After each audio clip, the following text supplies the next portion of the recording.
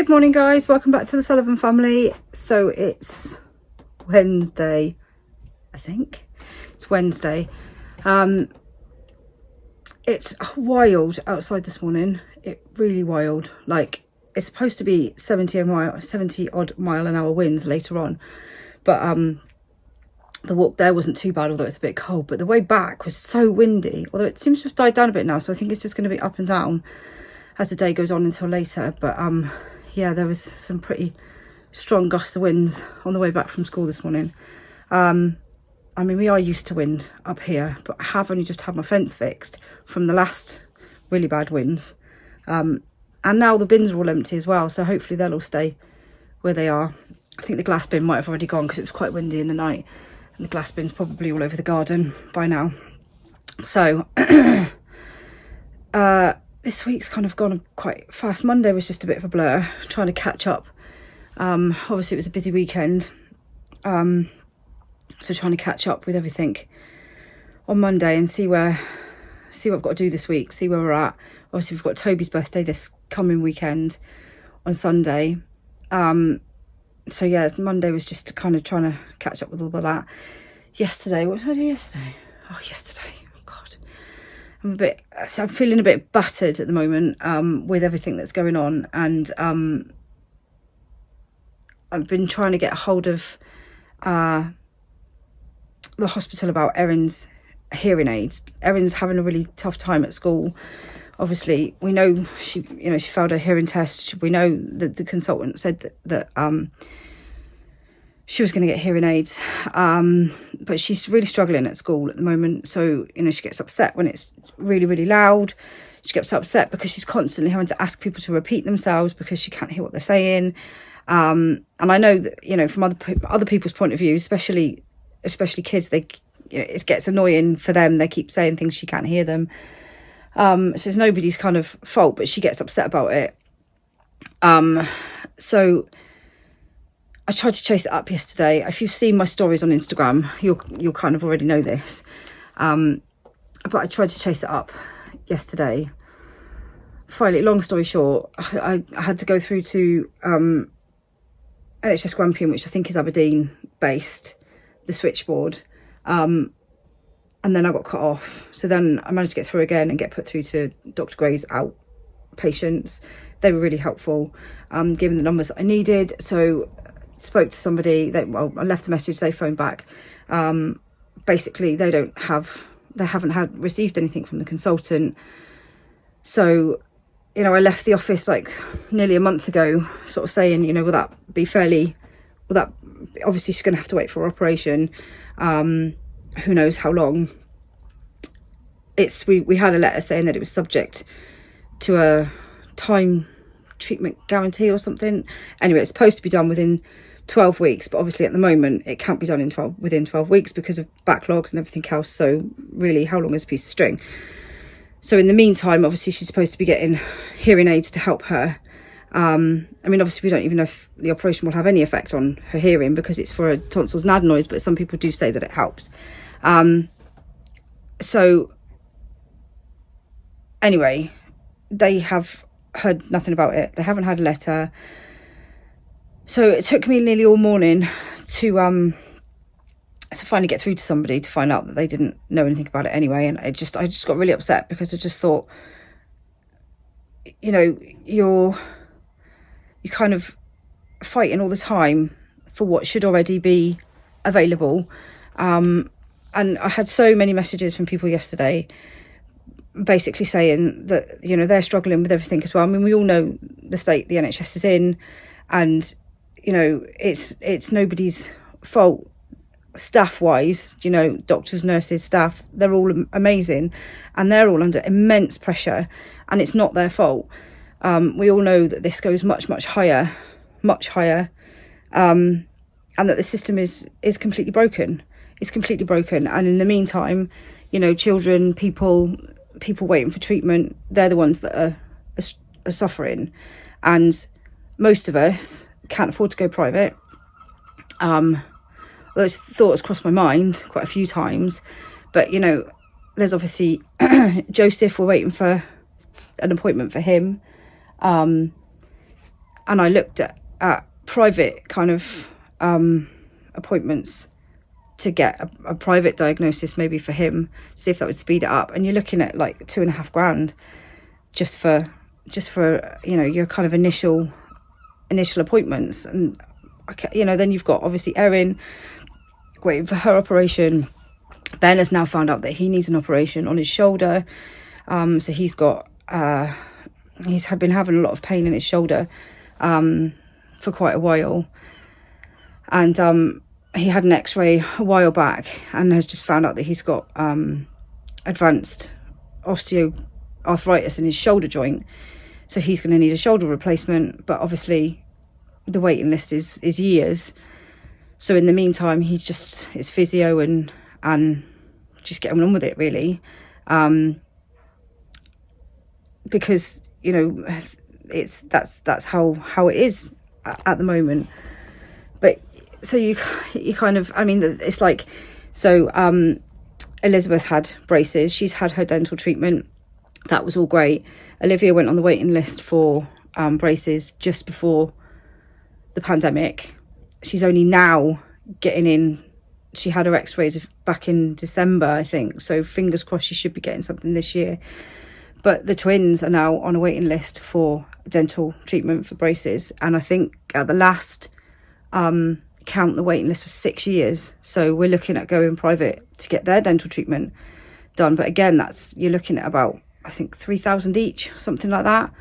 I mean, you could pay it over installments, which might make it easier, but you know, which person do we pick first to have it first? It's you know, unimaginable kinds of money that most people can't get their hands on. So you know, where do you draw the line? Where do you think, well, I'll do this, and we can't afford it, basically, is what I'm saying. Anyway, so you just kind of get left feeling that you're not doing enough. You know, you're not, what more, as a parent, you want to be able to do the right thing by your child. You want to be able to help them. You want to be able to make things easier for them. You want them to be able to navigate their way through life. You try your best to teach them. You know, you try your best to do all the things that you're supposed to do. You send them to school because that's what you think is the right thing to do, but the education system is in crisis. You know, you take them to the doctors when they're sick, but the NHS is in crisis. So you kind of think, I don't actually know what I'm supposed to do now, because you know, I'm supposed to try and help them, and I do everything that I can at home, but you're expected to do all these other things, but in actual fact they're not helping. You know, if I didn't send my children to school, or the days that they miss school, I get phone calls about that. But yeah, you know, the whole system is in crisis, and it's just, you kind of just end up, I'm feeling a bit battered with it all, to be honest. I'm just feeling a bit like I don't know what to do next, because I know that, you know, the secondary ones aren't all getting the education that they should be. The children aren't getting the care that they should be getting from sort of NHS point of view, and like I said, it goes much higher than you know, the staff, teachers, everybody. They're doing their best, but they're underfunded, they're understaffed, they're underpaid. It goes much higher, doesn't it, than that. So yeah, that was my yesterday, just trying to get my head around all of that. And you just kind of start feeling a bit despairing of it all, because you don't, and like, I'm not the only one, because like I said, I got loads and loads of messages from people saying they're in the same boat. They're kind of at the end of their tether. They don't know what to do next either. And like I said, you try and do the right thing, and you try and follow life as you're supposed to follow it, and follow the rules and do the things you're supposed to do. And now we're in kind of in this whole crisis, and the cost of living and everything else. I mean, our energy bill came in at £1,000 last month. I mean, it's just ridiculous. At least we had warm Christmas, I suppose. But it's just, you know, we didn't actually use any more energy than we did the month before. It's just the prices were much more. And I think our gas is now like double the price of electric, which is ironic because, you know, I remember the days when we had electric storage heaters and you didn't want to put them on because they were too expensive, or you didn't want to put your immersion on because it was too expensive. Now that's the cheaper option. Anyway, it's Wednesday. I haven't got a clue what I've got to do. I think I tried to sort out my paperwork in my tray yesterday, didn't get very far. Although I did find all the important stuff that I needed to find, and I did file some important things. I also found some random things in my filing cabinet, like things from when, like, I've kept for like 15, 16 years, which I didn't need. So I had a bit of a purge of my filing cabinet as well. So yeah, I think I'm going to try and sort through some of that tray, and then there's the washing and all the rest of the stuff. I've got to try and change some beds because we've got Toby's birthday at the weekend, so we're away for the day for that. So yeah, that's what I'm going to do today, and I'm very tired. I'm feeling very tired. I'm feeling very worn down, so lots of coffee is going to be needed, I think.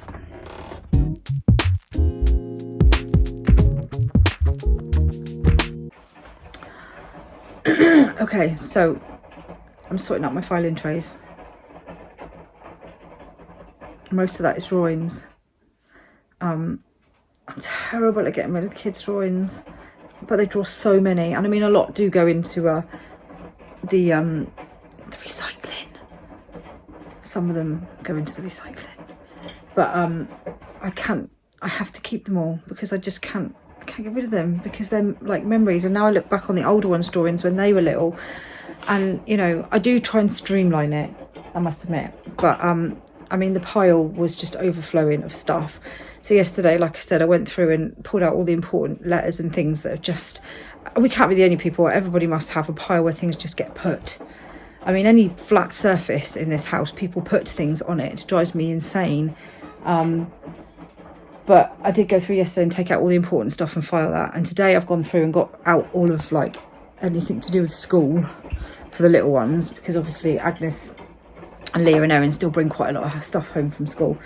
So I've put them into files for now, just to put in the other room. Because then at the end of the year, at the end of the school year, I put all their school stuff away that we're going to keep into, and I probably keep way too much. And I'm sure there's lots of people that just get rid of most of it, but I can't. So I keep it all into individual years. So I just put it in a bag. I used to make up like paper folders and put it together in a paper folder. I can't go anywhere, the light's not really bad.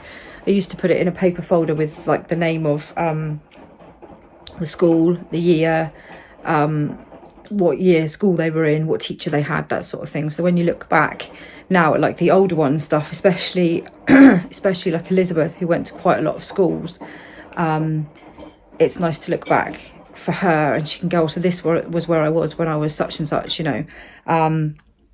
So yeah, that's kind of the way that I put it away. They have a separate memory box for their school stuff. Actually, Elizabeth's got 3, because obviously she's in, you know, she's done the whole of her school now. She's at college, and now her stuff, her art stuff, is just tons of it now. But most of that she needs to keep because it's all work. It's all her work, and it's big now. So we haven't found storage for that. It just stays in the room because she needs it. So yeah, school stuff, I tend to just put it all away at the end of the year. And I just use carrier bags now, and I just kind of put it all in a carrier bag and tape the bag so it makes it nice and neat, and put a label on with the year, whose it is, what the year is, what academic year it is, what year at school they were in, and what teacher they had, just so that they can remember and look back and go, oh yeah, I remember that. And I do try and just keep the stuff that's important, but then I struggle a little bit because everything is important to me, even like the little drawings on paper and little cards that they make all the time, it's all important. So with the drawings and stuff, what I try and do is write, because they get very mixed up, because there's lots of people do lots of drawings, and I have actually got a box in the dining room of drawings that I've been meaning to sort out for the last like 9 years, of I think Elizabeth and Isabel's drawings. I think I'd managed to do everybody else's, and I think they were just, we had left in this box ones that needed names put into them, because I wasn't entirely sure. Now Ben probably would have just put them all in the bin, but I can't. So it's still on my to-do list 9 years later, that I have to go through those drawings and put on them who did them and when they roughly were. And of course, every year that goes past, it gets harder to remember. I will do it one day, the same as I will do their baby books one day, because I think I only ever finished Elizabeth's. I will do baby books one day, because they're all on things that are on my to-do list that I just don't get a chance to do. So I will one day, when I have time, I will do them. But yeah, now I try and get the kids to write their names on their pictures when they do them, so I know whose is whose, and I try and go through them fairly regularly and file some, and the other ones I'll just put a month, you know, like December 2022 or you know, November or July or whatever, just roughly, and what age they were, so that when I go to kind of put them all away, because I keep them in folders in their memory boxes, the important drawings that they've done and stuff, because they come today and you kind of think, you know, they do so many drawings. And I mean, I don't know about anybody else's kids, but my kids love to draw, so there's always so many drawings. But there does come a time when they don't do them anymore. So as much as, you know, like Leah and Erin and Agnes especially, that we're just overrun with drawings everywhere, and I do have to streamline them a little bit. But then they get to, like, Eva still does quite a lot of artwork, but you get to, like, you know, Toby, Eva's age, maybe a little bit, even a little bit younger, and they don't do them anymore, so you don't get to keep them. You know, you've got all of these drawings, like I have for the older ones. I've got all of these drawings, and then all of a sudden it just kind of stops because they find other things to do, and that's not kind of their number one priority. They don't do the little cards and the little drawings and those sorts of things anymore. So it's even more important now. I've got older ones, I can see it's even more important to keep hold of those little things. I mean, obviously the ones that have gone on to do art still do quite a lot of drawing, but it's either school based or college based, or, you know, for a reason. But I do tend to keep all of their artwork because it's creative and it's important. I also keep all their certificates and stuff, and they've all got certificate files in their memory boxes as well, where I keep all their little certificates, because again, you know, childhood is short, and now we've got older ones, we can kind of see that, and all these little things that I've kept over the years and thought, do I really need to keep these? I'm glad I have, because now I see how important they all were. Actually, I was going to show you something that I've done. I'll go around to the dining room and show you. 2 minutes.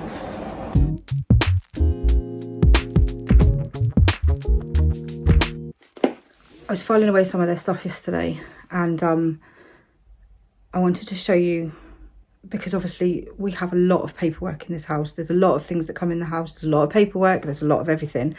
And like I said, I do struggle with getting rid of some of it.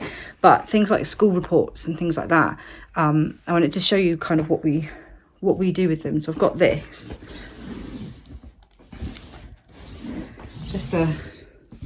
Just sits on the bookshelf. But what I've done is, like, this is Lizzie's one. Obviously she's finished school now, she's at college. But what I've done, like I said, she's had quite a few schools. So it started when she was little.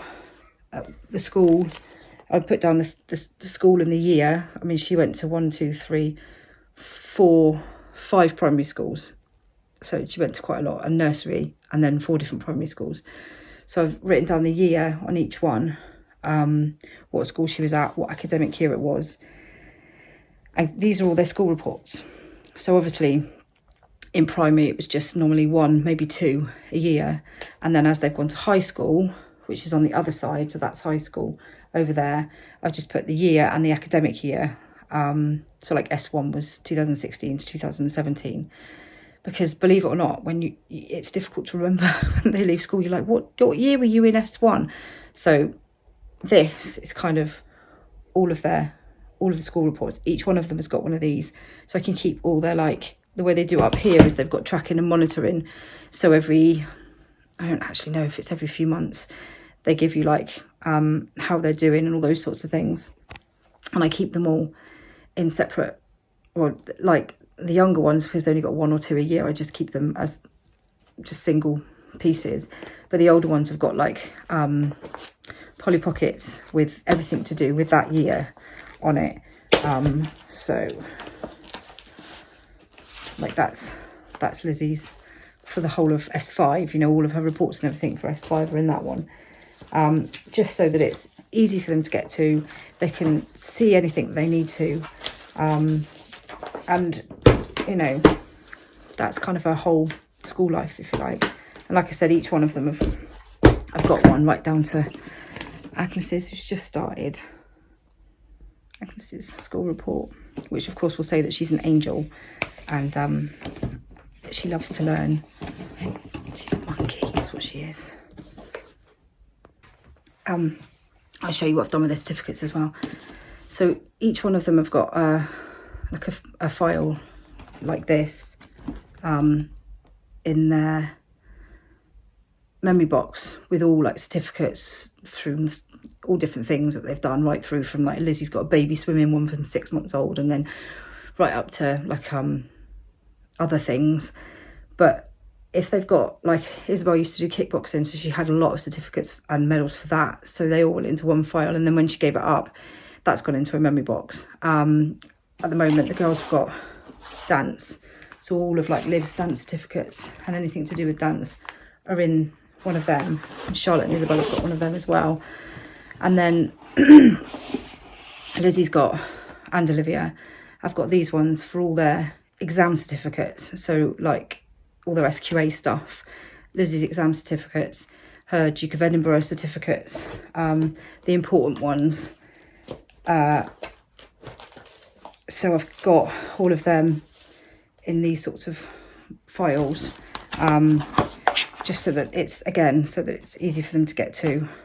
And obviously when the other ones do their exams, I'll put their exam certificates, the kind of official ones, in those as well. It's just, I keep them all on the bookcase downstairs, but it's just so it's so that otherwise they get lost, and you know, you forget where you've put them, or they get ruined. Whereas if they've gone straight into those, they're kept nice and clean, and when they come to needing them, they can have them. Although I think I've still got my National Record of Achievement somewhere put away. I don't think I ever used it for anything, but it's good to get out for a laugh. People of my generation must know what the National Record of Achievement was, that big purple book that was so important, and I don't think I ever used it for one job, ever. But going back now and reading the reports is like reading my kids' reports now. They have the same things, you know. Zoe could do much better if she just stopped talking so much, those sorts of things. Still, it's nice to keep them all nice. So yeah, that's what I do. I was thinking about that yesterday when I was going through the filing cabinet. So I've also got a filing cabinet in the lounge, which has got an individual file for each child. So everything that, you know, medical stuff, baby books, all those sorts of things, bank stuff, although they've all got their own bank accounts now, but all those sorts of important things are kept in the filing cabinet in the lounge as well, just so I can get to things, which is kind of really important when you've got lots of kids. Otherwise things get lost, but it's just kind of another way to keep things organised, and you find that at the end of the school year you can just pop them away in there and it's done. So it doesn't really matter if you've got 1, 2, 10 kids, it's still really helpful. So yeah, just a little bit of a tip there.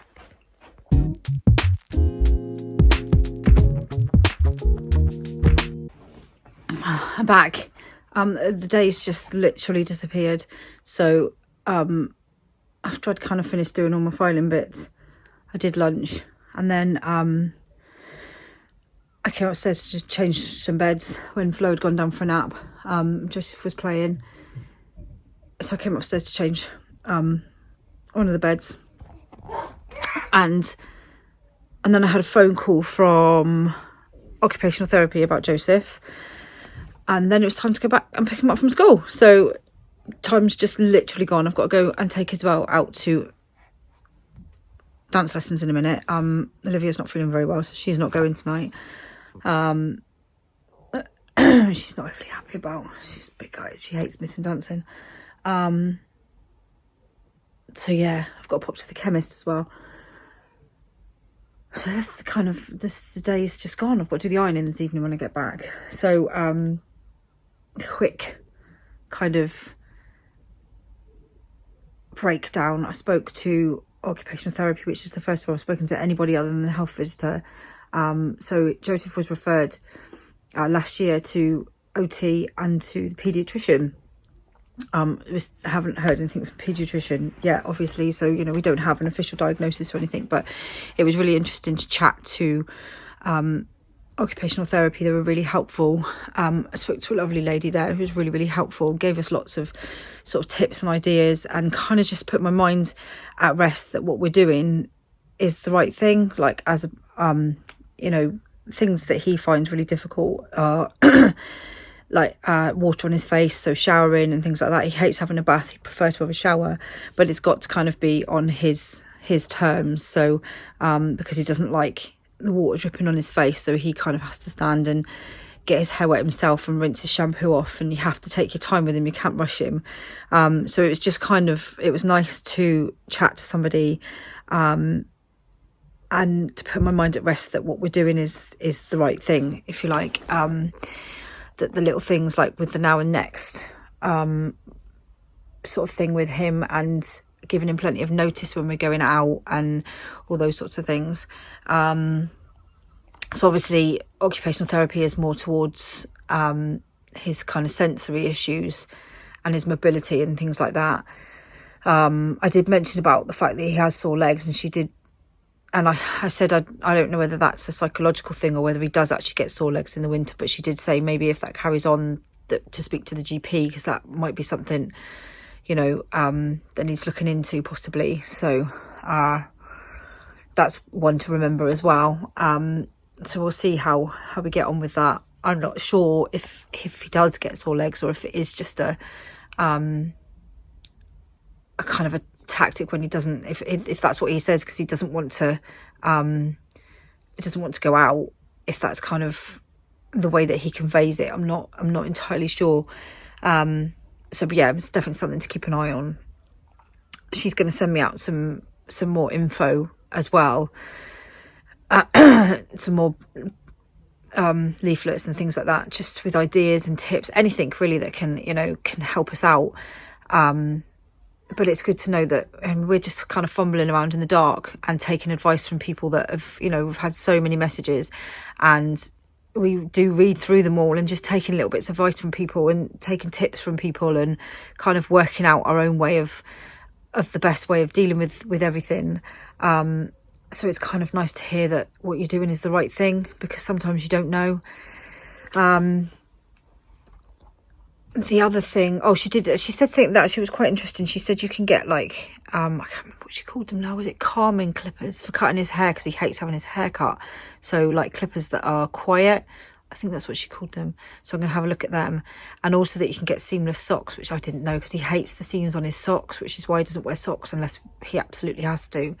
So it's just little tips like that, really. It's just the little things that you don't even kind of, wouldn't normally be a thing, that you have to kind of consider for somebody with sensory issues like Joseph's got. So yeah, it was good to be able to talk to somebody today. Obviously we're still waiting for a referral from the paediatric team, the paediatrician, so hopefully, maybe, fingers crossed, that might not be too long away. I don't know. And I still haven't heard anything about Erin today, so I'm gonna have to be chasing that up again tomorrow, because then another week will have gone by. Anyway, I'm gonna finish the video because, like I said, I've got to pop to the chemist and then take Isabel to dancing.